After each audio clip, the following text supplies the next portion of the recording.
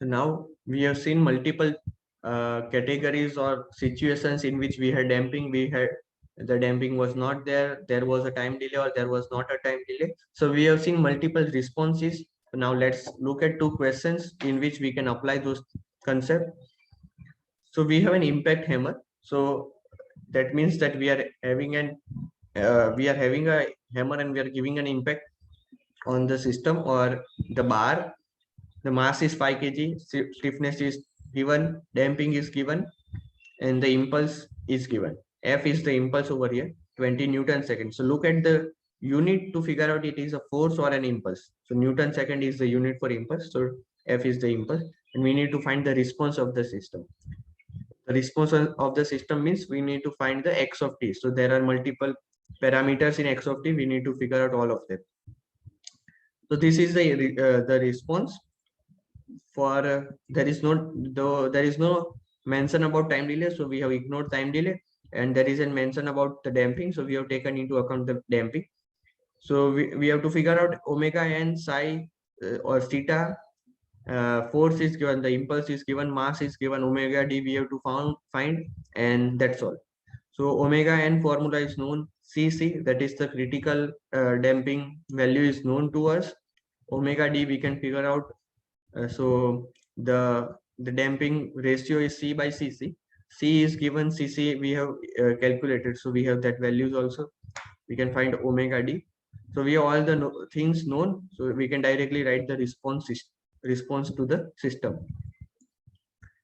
Let's say we have another question where the hammer is hitting twice. So let's say the person who is making the impact is expert, and he knows that we have to make twice the impact, so it's easier for the system to deform.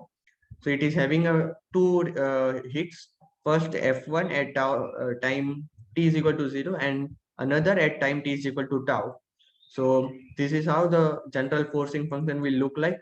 There is a time delay which is shown over here. That means that there is some time delay tau. Mass k and c are same, and these are the values of the impulses. F1 and F2 impulse are given, and time delay value is also given. Now we have to find the response. So the response to F1 is same as what we have figured out earlier. So you must recall that. And we need to just find the response to F2, that is the second impulse which is coming.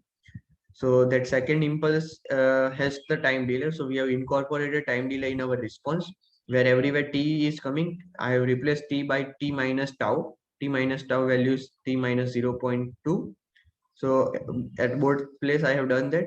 And now we have to write the net response to our system. So this is the net response, that is the addition of it, but we should explicitly write, and this is must condition, otherwise you will lose marks.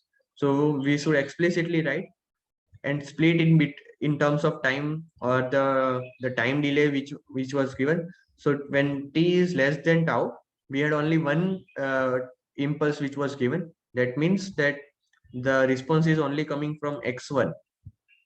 And when tau later after the time delay, that is when we had two impulses, one which was applied at t is equal to 0 and another which is applied at that time t is equal to tau. We had response from both the system. So over here we need to just numerically add the two responses which we have got, and we'll have the final value of the response.